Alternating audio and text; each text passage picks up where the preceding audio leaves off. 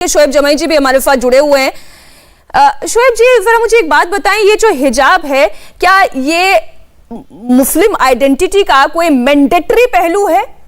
क्या हिजाब पहनने से ही वो मुस्लिम है या उसके मुस्लिम होने का सबूत हिजाब है, ऐसा कहीं लिखा गया है?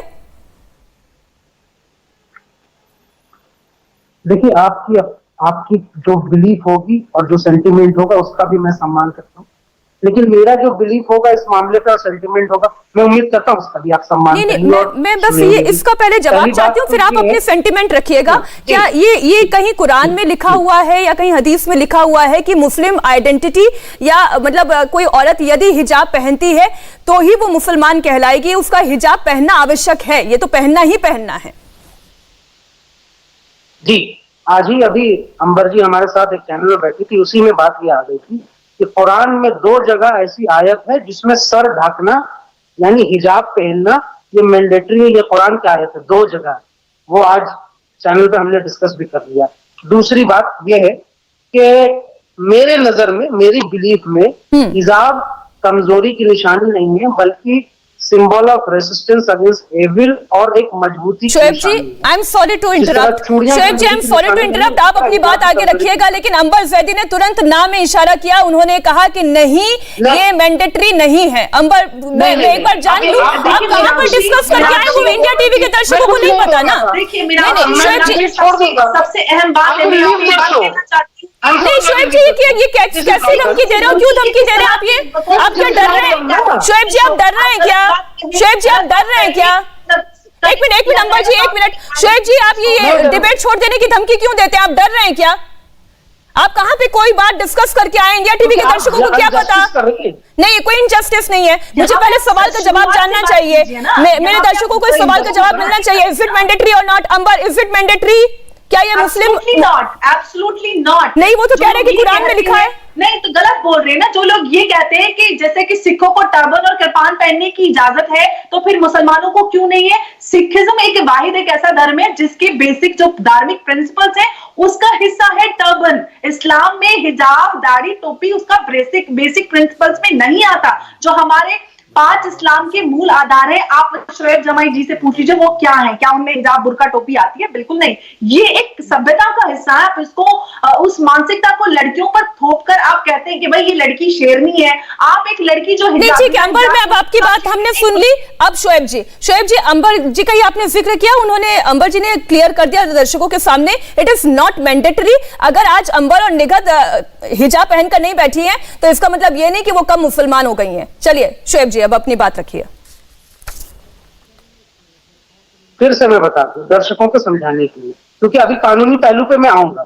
कुरान के चैप्टर नंबर 24 वर्ष नंबर 31 में साफ तौर पर खुदा ताला हुक्म करते हैं हिजाब के, सर के ढकने का और निगाहों के झुकाने का। अब इसमें कोई कंट्रोवर्सी नहीं होनी चाहिए, वरना फिर किसी मुफ्ती साहब से चर्चा करेंगे।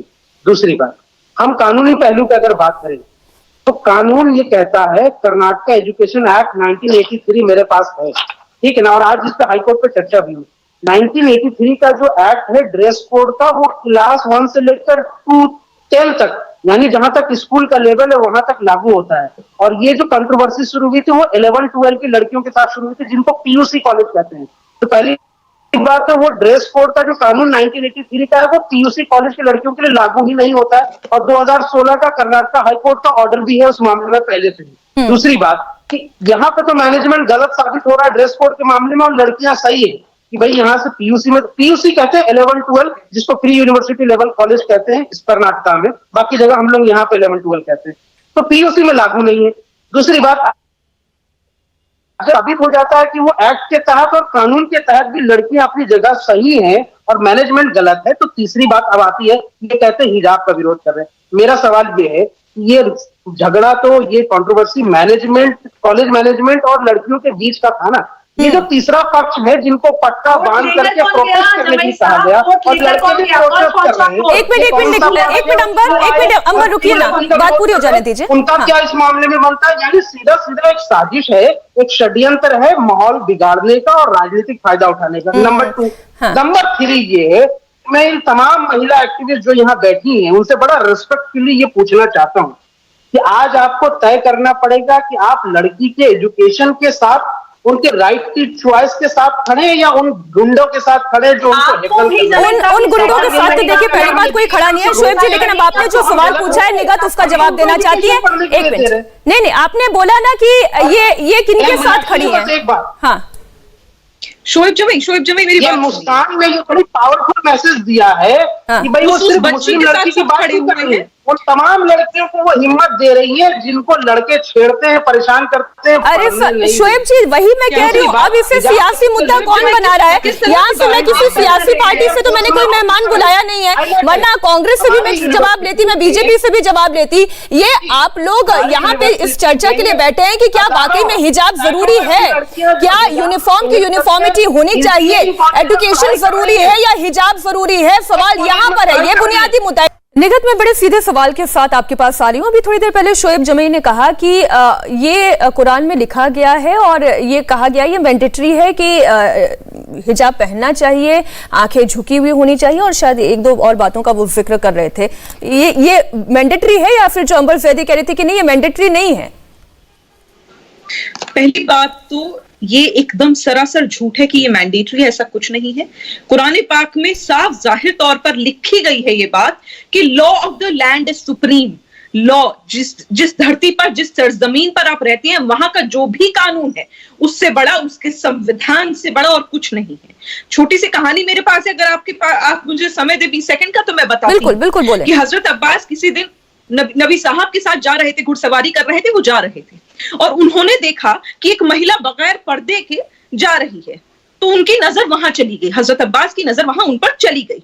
तो नबी साहब ने हजरत अब्बास का चेहरा यूं पकड़कर और घुमा दिया और उन्होंने कहा कि पर्दा उनका नहीं, पर्दा तुम्हारी आंखों में होना चाहिए, पर्दा हमारी आंखों में होना चाहिए। शर्म का पर्दा है जो पर्दा कहा गया, ना ही बालों का ना ही कुछ का, आपकी नजरों का पर्दा है। तो ये जो कहा गया है कि आप निकाब पहनिए, लेकिन शोएब जी तो कह रही थी कि नजरें झुकी होनी चाहिए, औरत की नजर झुकी होनी चाहिए, हिजाब होना चाहिए, को कहा गया कि नजरें झुकी होनी चाहिए। आदमी शर्म है आप जब किसी महिला को बिना हिजाब के आप अपने आप को कंट्रोल ही नहीं कर पा रहे हैं, देखना कुछ नहीं, डोमिनेटिंग फैक्टर है, ये डोमिनेंस है, कुछ नहीं चाहते आप, सिर्फ कंट्रोल चाहते, कंट्रोल फ्रीक है। और यही वजह है कि आप चाहते बंद में लाई रही। नहीं तो मौलाना साहब से, मौलाना अब्बास साहब से यहाँ मेरा सवाल है, शोएब जमी तो कल जवाब दे नहीं पाया, आप ही की डिबेट पे मीनाक्षी जी हम बैठे थे, उनसे मैं पूछना चाहती हूँ कि आज मैंने बाल खुले हुए बैठी है, अंबर जैदी नॉर्मल बिना हिजाब के, बिना बुरखे के बैठी हुई है, मैं भी ऐसी ही बैठी हूँ। क्या मौलाना साहब पढ़ाई का इंस्टीट्यूशन जो मुसलमानों में है, मदरसा, उस मदरसे में हमें वेस्टर्न आउटफिट में बाल खोल के जाने देंगे? और अगर जाने देंगे, तुरंत जवाब हमें इजाजत है, तो फिर बेटियों को भी इजाजत मिल जानी चाहिए नॉर्मल स्कूल में हिजाब पहन के जाने की। अब्बास जी जवाब दें, क्या मदरसे में अंबर जैदी या निगत अब्बास या मैं अगर मदरसे में जाना चाहूं तो क्या मैं ऐसे जा सकती हूं बिना हिजाब के, बिना बुर्का पहने? देखिए, ये आदमी की अपनी अपनी सोच के ऊपर है। आप मजहब इस्लाम का अगर मजाक उड़ाना चाहती हैं इस चैनल के ऊपर बैठ के, मैं तो आपसे सवाल का जवाब है, आजाद हिंदुस्तान है। आप मदारिस अरबिया का, आप मदारिस अरबिया का अगर मजाक उड़ाना चाहती हैं, मदारिस अरबिया में हिजाब के साथ ही बच्चियां जो हैं वो हिजाब के साथ ही मदरसे में जाती हैं, मदरसे में हिजाब के साथ जाती हैं। और अभी बात हो रही थी हमारे लिए जनाब फातिमा ज़हरा सलामुल्लाह अलैहा कि वो हिजाब पहनकर ही मदरसे में पढ़ने के आएंगे। और हमारे लिए सर आप बात को आगे बढ़ाएं, उससे पहले मैं अगले सवाल के साथ आपके पास आ रही हूं। एक मिनट, कौन औरत क्या नहीं कर रही है, हमारे लिए वो हुज्जत नहीं है। हमारे लिए रसूलुल्लाह की इकलौती बेटी जनाब फातिमा ज़हरा की सीरत हुज्जत है और इमाम हुसैन अलैहिस्सलाम की शेर दिल बहन जनाब ज़ैनब की सीरत हुज्जत है कि जिन्होंने दरबार यजीद में खड़े होकर जालिम और जाबिर शहंशाहों को अकेले ललकारा है और उन्होंने वहां को बरहक की आवाज को बुलंद किया है। मदरसे में बिना हिजाब और उसी आवाज से मुतासिर होकर आज एक बच्ची ने जालिम को शिकस्त दी है, इसलिए स्कूल में आप ड्रेस अपना कोड ऑफ कंडक्ट क्यों लागू करना चाह रहे हैं? सवाल यहीं पर है। फिर स्कूल में आप स्कूल की यूनिफॉर्म का पालन क्यों नहीं करना चाह रहे हैं? ये निगत का सवाल है। सवाल यह है कि आप कर्नाटका सरकार की मदम्मत करने नहीं बैठी हैं, आप बार बार हिजाब के ऊपर आ रही हैं। आपको हिजाब को बदनाम करना है, आपको मुसलमान को बदनाम करना है। इंडिया टीवी हर वक्त हर जगह डाउनलोड करने के लिए सर्च करें India TV news Google play store या ऐप स्टोर पर।